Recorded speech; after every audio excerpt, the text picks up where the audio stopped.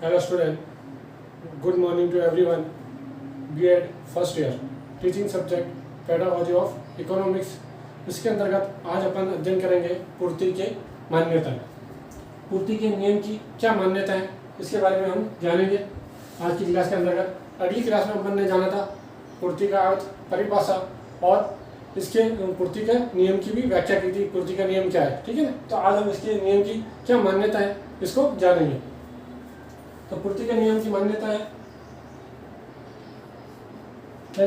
पूर्ति का नियम किन किन बातों को ध्यान में रखकर ये नियम का उपयोग किया जाता है, इसको फॉलो होता है। तो है वस्तु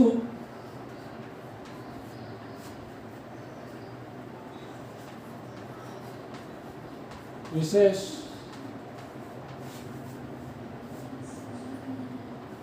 के उत्पादन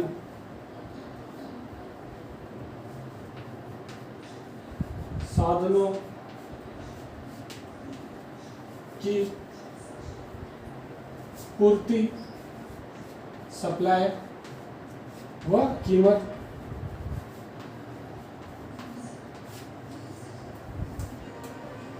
कीमतें दोनों स्थिर रहनी चाहिए।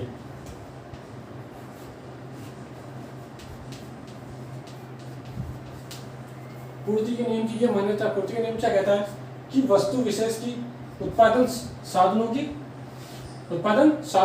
क्या होनी चाहिए, पूर्ति व कीमतें। उत्पादन के अंदर जो साधन लगे हुए हैं, उत्पादन साधन ये होता है कि उत्पादन साधन लेबर, श्रम, रॉ मटेरियल वगैरह, ठीक है ना, जो फैक्ट्री के अंदर यूज होता है। उत्पादन साधनों की पूर्ति व कीमतें कैसी होनी चाहिए, स्थिर होनी चाहिए, ये इसका नियम है।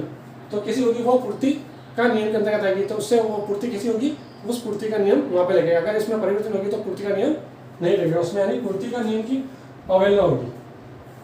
फिर है दूसरा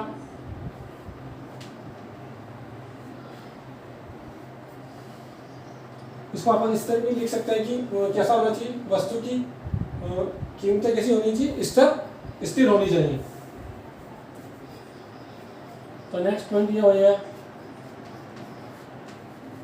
कि वस्तुओं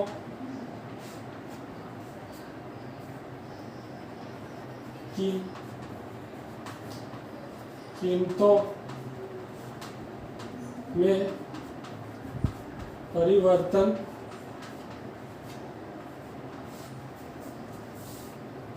नहीं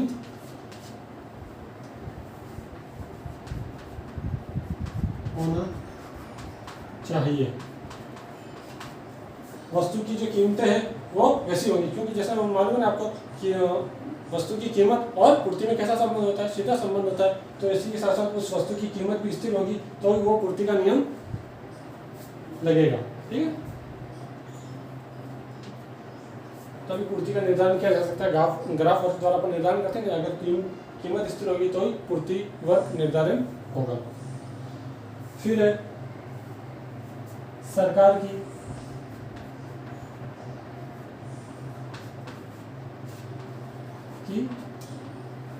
कर नीति कैसी होनी चाहिए, स्थिर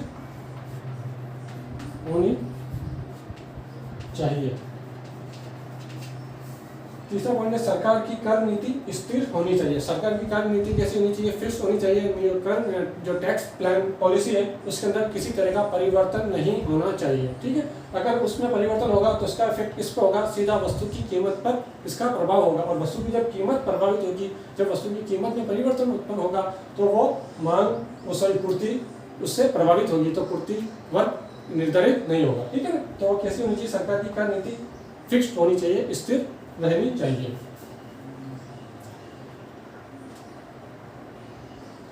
फिर है फोर्थ पॉइंट, क्रेता एवं विक्रेता की रुचि में कोई क्रेता विक्रेता की रुचि में कोई परिवर्तन नहीं होना चाहिए। क्रेता और विक्रेता जो परचेजर एंड सेलर, इनकी रुचि में कोई परिवर्तन नहीं होना चाहिए, ठीक है। कोई भी नई तरह की कोई भी फैशन वाली चीज़ उत्पादन में उस प्रोडक्शन, तो उससे क्या होगी, उससे भी क्या होती, पूर्ति प्रभावित होगी, ठीक है ना।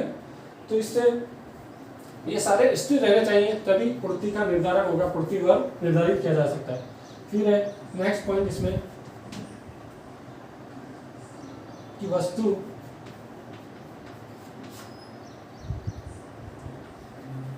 की पूर्ति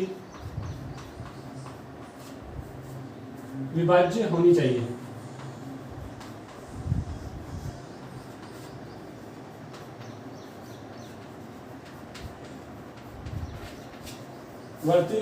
वस्तु की पूर्ति कैसी होनी चाहिए, विभाज्य होनी चाहिए।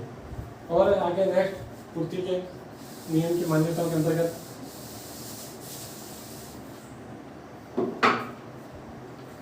फिर है 6 पॉइंट अपना कि कृषि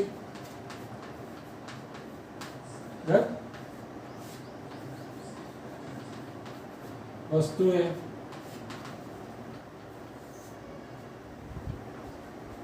की पूर्ति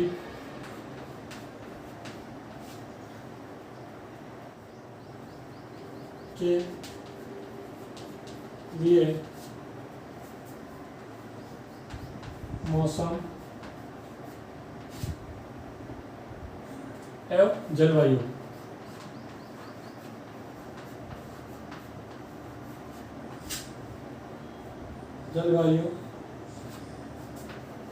में कोई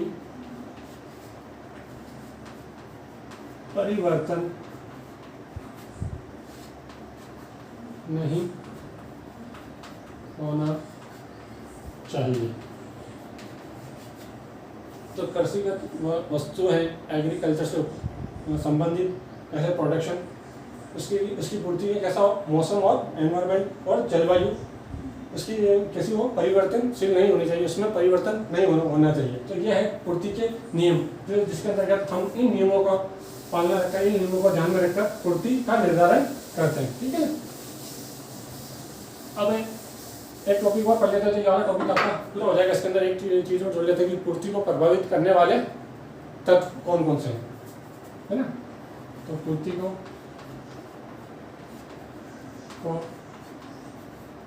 प्रभावित करने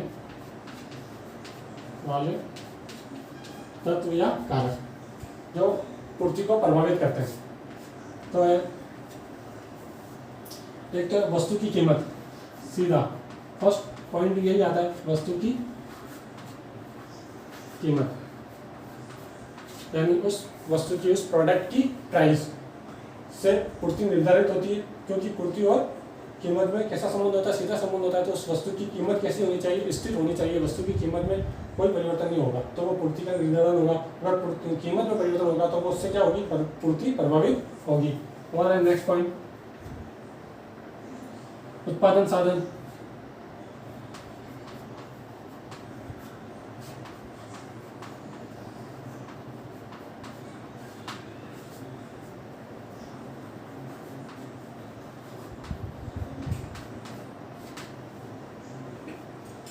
उत्पादन साधनों की कीमतें, उसके अंदर उत्पादन साधन अंदर लगे हुए श्रमिक, लेबर वगैरह है ना, और उसका कच्चा माल, रॉ मटेरियल वगैरह। तो इससे भी क्या होती है, अगर उसमें वृद्धि होगी इन चीज़ों के अंदर तो उससे क्या होगा, सीधा इफेक्ट पूर्ति पर भी होगा। तो ये कैसा होना चाहिए, स्थिर हो।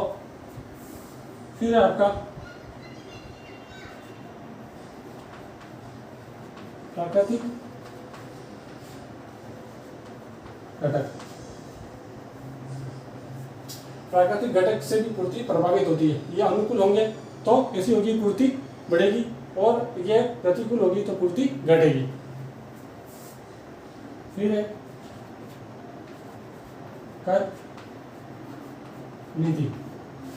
कर नीति से भी पूर्ति क्या होती है, प्रभावित होती है। अपने जाना था सरकार की कर नीति अगर परिवर्तित होगी तो उससे सीधा इफेक्ट पूर्ति पे होगा। तो कर नीति कैसी होनी चाहिए, स्थिर होनी चाहिए। तो कर नीति का भी प्रभाव किस पे देखने को मिलता है, पूर्ति पर देखने को मिलता है।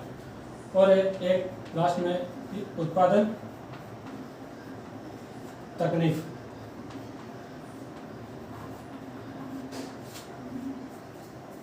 तो उत्पादन तकनीक है जिस टेक्निक से प्रोडक्शन किया जा रहा था उस टेक्निक के अंदर, उस टेक्नोलॉजी के अंदर भी किसी तरह का परिवर्तन नहीं होना चाहिए, तो वो पूर्ति को प्रभावित करता है। तो ये कैसी होनी चाहिए, ये भी स्थिर होनी चाहिए। ठीक है। तो आज हमने जाना, आज की क्लास के अंदर पूर्ति की मांग, पूर्ति के नियम की क्या मान्यता है इसको जाना, और हमने लास्ट में ये पढ़ा कि पूर्ति को प्रभावित करने वाले तत्व कौन कौन से हैं। ठीक है। तो आज तो अपना पूर्ति से संबंधित सप्लाई वाला टॉपिक कंप्लीट हुआ है आज की क्लास में। तो आज आपका इससे संबंधित होमवर्क है।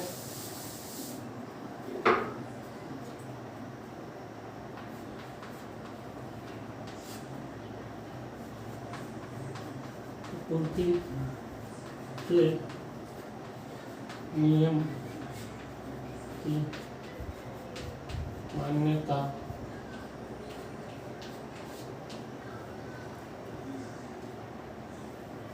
और समझाइए। पूर्ति के नियम की क्या क्या मान्यता है इसको समझाइए, आपको एक्सप्लेन करना है। ओके स्टूडेंट, अपने आप का ध्यान रखिए, घर पर रहें, सुरक्षित वगैरह रहें, अनावश्यक से बाहर वगैरह ना निकलें, और अपने आप को पढ़ाई में व्यस्त रखें और पढ़ाई में व्यस्त। ओके, धन्यवाद।